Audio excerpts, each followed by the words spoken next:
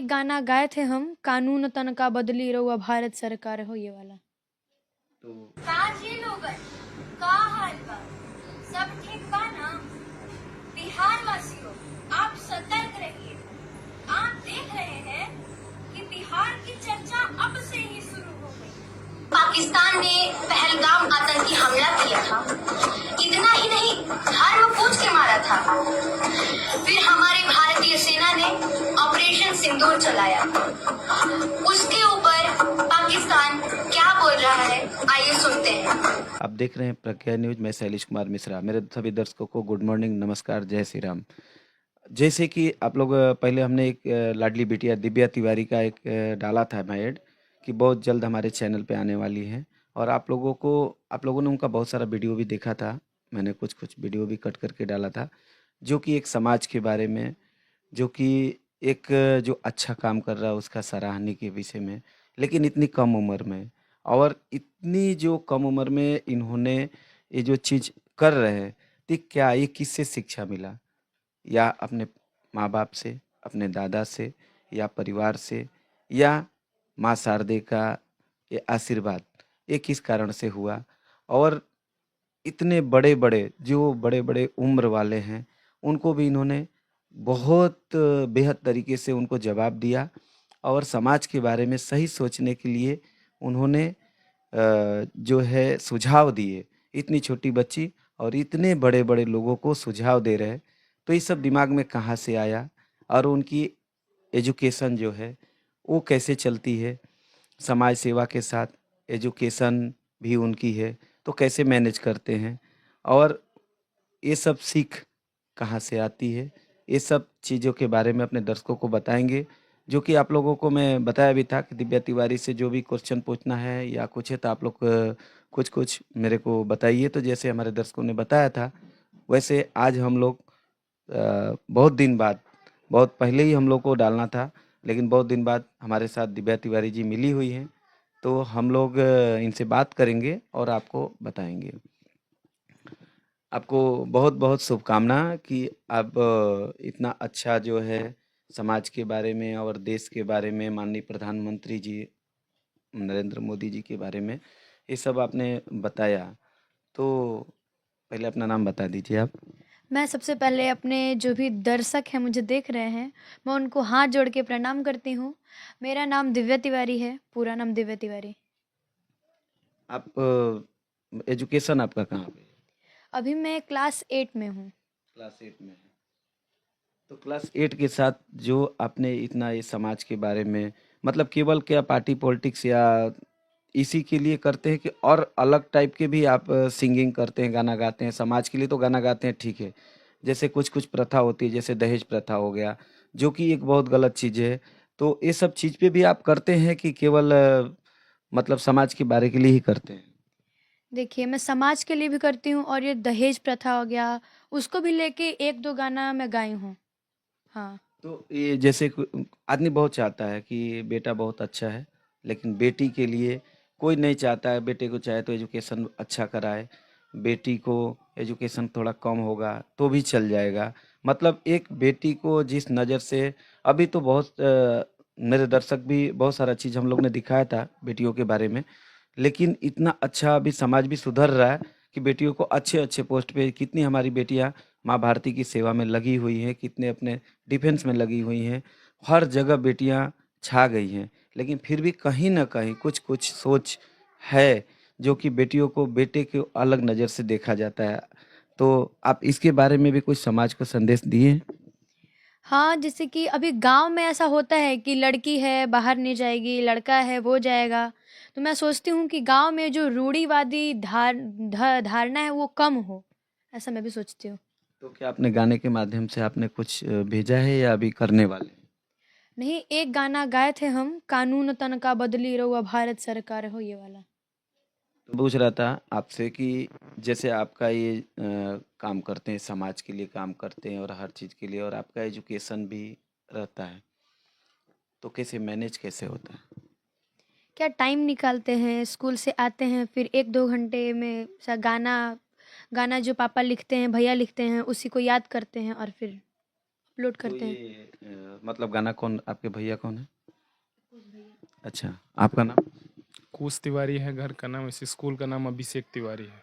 तो आपको कैसे लगा कि दिव्या इस जो ये सब चीज़ है और समाज सेवा के लिए और इतना अच्छा काम कर सकती हैं, जो कि हर एक आदमी के दिल में बैठ जाएगी और हर इतना जल्दी, जो कि कोई नहीं जानता था एक दिव्या तिवारी को, और इतना जल्दी फेमस हुई और एक समाज के तौर पे, न कि एक कोई सिंगर होते हैं जो कि गलत गाने, गंदे गाने गा के फेमस होते हैं, और एक बिटिया जो कि अच्छे गाने गा के समाज के बारे में गाना गाकर और लोगों के दिल में राज करने लगी।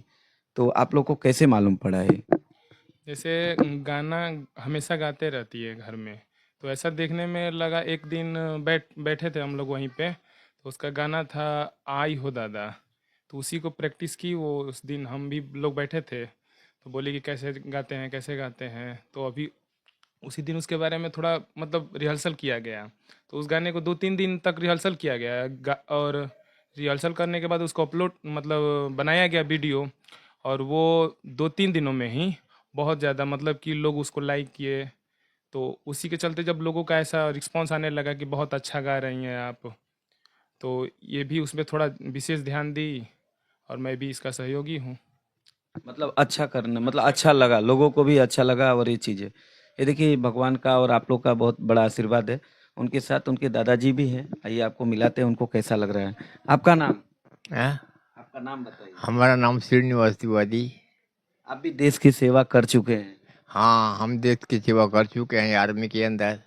तो आपके नातिन में भी ऐसा ही गुण है जो कि एक समाज का सेवा के लिए हर एक अपने गीत के माध्यम से करते, तो आपको कैसा लगता है? हमको बहुत अच्छा लगता है, जितना आगे बढ़ सके अच्छा करके इसको, हम कोई तरह की बात होगी तो इसको हम मदद करेंगे।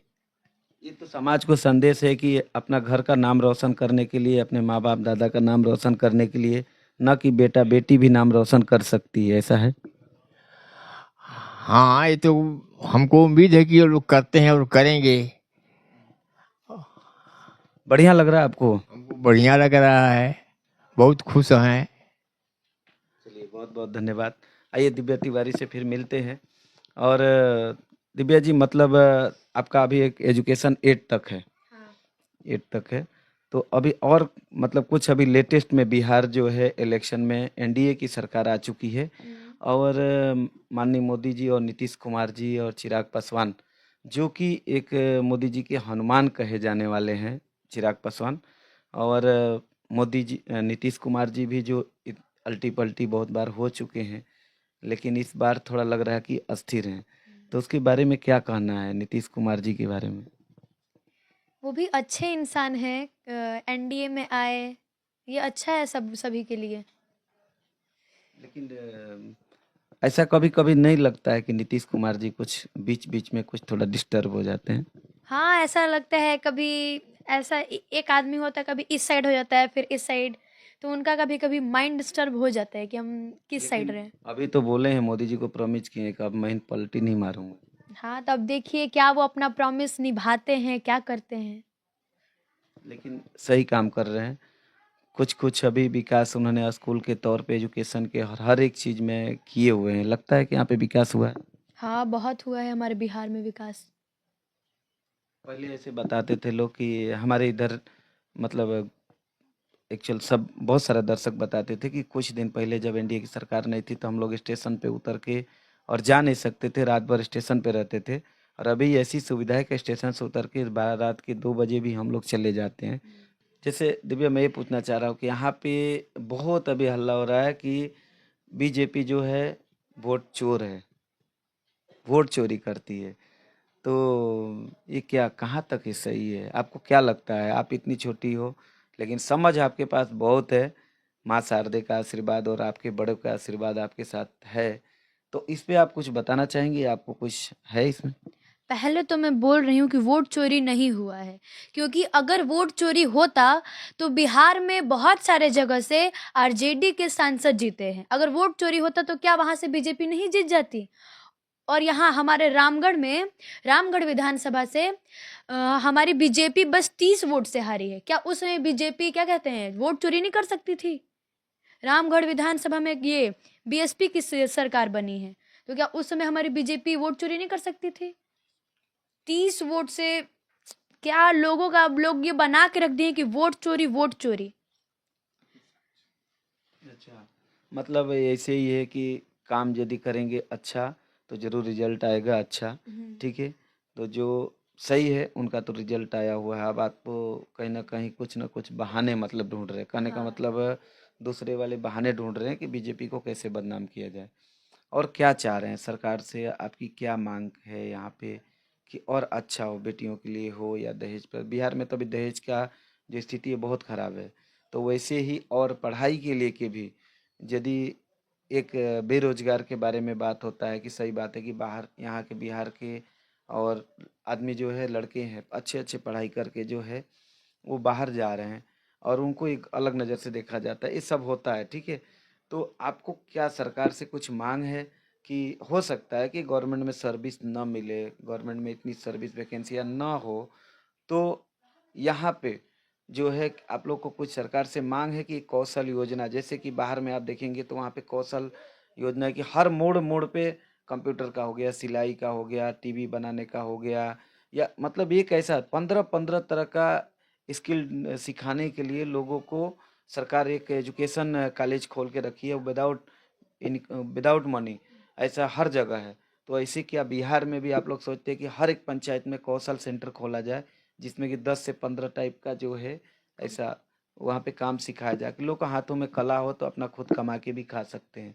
आइए इसके बारे में कुछ बताएंगे, मांग है आपकी सरकार से? हाँ, ये तो बिहार में ये सब चीज़ है, लेकिन फिर भी ये ज़्यादा नहीं है, तो सरकार से मांग है कि बिहार में ऐसा भी कुछ हो। हर जगह 15-15 जैसे कि बहुत लोग काम करें, फ्री में एजुकेशन हो। आइए और पूछते हैं इनके भाई साहब से भी, आपकी इस पे क्या राय है? थोड़ा योजना जो कि बनाई हुई है गवर्नमेंट ने, तो बिहार में बहुत दूर दूर देखने को मिलता है कि कहीं कहीं होगा, जैसे डिस्ट्रिक्ट लेवल पे, तो क्या ये पंचायत लेवल पे होना चाहिए?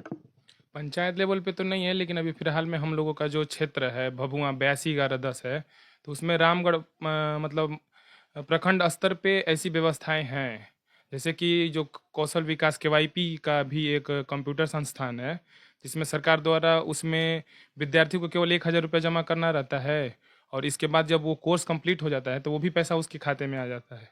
और आगे अगर बड़े स्तर पे देखा जाए तो गवर्नमेंट हमारा जो है वो एजुकेशन लोन दे रही है कि अगर किसी को उसमें कोई इच्छा हो कि नहीं मैं ये पढ़ाई करना चाहता हूँ तो एजुकेशन लोन ले सकता है। और वो भी हमारे जो मुख्यमंत्री नीतीश कुमार जी हैं, तो उन्होंने अपने आप कहा है, सोशल मीडिया पे भी है, देखा जाए, क्योंकि वो बोले हैं कि अगर आपके पास पॉसिबल नहीं है, पढ़ाई में अगर सक्सेस नहीं हो पाते हैं, तो आपको लोन आपका माफ़ कर दिया जाएगा। तो मान के चलिए कि और अभी बेरोजगारी भत्ता मतलब ये विद्यार्थियों के लिए है, जो अभी इंटर है तो वो अपना जो डीआरसीसी जिनके ज़िला में है तो वो अपना डीआरसीसी में जा करके अपना डॉक्यूमेंट जमा करते हैं, और जैसे में कि उसमें एक टीसी लगता है कि मतलब आपका लेवल क्या है, आपका स्टैंडर्ड क्या है, क्वालिफिकेशन क्या है, उसके आधार पे आप जाइए, आपको हमेशा एक महीना हर महीने 1,000 रुपये मिलता है। जैसे मैं उसका भी चलिए लाभ ले समझ रहा गया, मतलब है। अब और दूसरा चीज जो ये आरक्षण का मुद्दा है, हूँ। तो आरक्षण पे क्या बताना चाहेंगे? मैं दिव्या से पूछूंगा कि आरक्षण क्या जात पात पे होना चाहिए या उसके स्टैंडर्ड पे होना चाहिए? क्या वो आदमी को जैसे कोई जात पात में भी तो बड़े लोग हैं, और जो हिंदू में ब्राह्मण राजपूत जो जिनको आरक्षण नहीं है, उनमें भी गरीब लोग हैं, तो क्या उनको आरक्षण नहीं मिलनी चाहिए? मिलना चाहिए। तो आपसे सरकार से मांग रखिए और इस सब मैटर पे भी कुछ जैसे आप इस पे बनाते हैं कुछ संघ बनाइए जो कि हर एक जात में, हर एक धर्म में जो है आदमी गरीब हो सकता है, उनको आरक्षण मिले, ना कि कोई ऐसे जात पात पे जाके आरक्षण दो। पहले था, पहले बहुत पिछड़े जात जनजात आदिवासी आदमी बोलते थे, लेकिन अभी फिलहाल में ऐसा कुछ भी नहीं है, हर एक आदमी आगे बढ़ गया है। ये मानना है जिस जो आदमी उसमें गरीब हो उनको आरक्षण दो, चाहे वो कोई भी जात का हो। अभी हमारे सुप्रीम कोर्ट के एक वकील साहब भी इस पे केस उन्होंने दर्ज किया है कि जो आरक्षण है वो किसी जात पात पे ना, उसके इनकम के ऊपर, आय के ऊपर दिया जाए। ये इस पे आपकी क्या राय है? आप भी यंग हो और आप भी पढ़ाई करके आगे सर्विस के लिए ढूंढेंगे, तो आपकी क्या राय है? देखिए, आरक्षण तो जब था उस टाइम जब स्टार्ट किया गया तब तो उसका स्तर मतलब बढ़िया रहा उस टाइम में, लेकिन आज के समय में भी उसका दुरुपयोग हो रहा है कुछ मात्रा में अगर देखा जाए तो। वोट वोट बनाने के लिए अब इसके यूज हो रहा है। हाँ, उसका दुरुपयोग हो रहा है इस माध्यम से, क्योंकि हम आपको आरक्षण दे रहे हैं तो आप हमें वोट दीजिए, क्योंकि हम आएंगे तो आपको इतना % आरक्षण देंगे, हम आपको ये देंगे एक एक। अभी बिहार में देखिए, उसके लिए तेजस्वी यादव क्या बोल रहे हैं कि हर घर में एक जॉब देंगे आपको।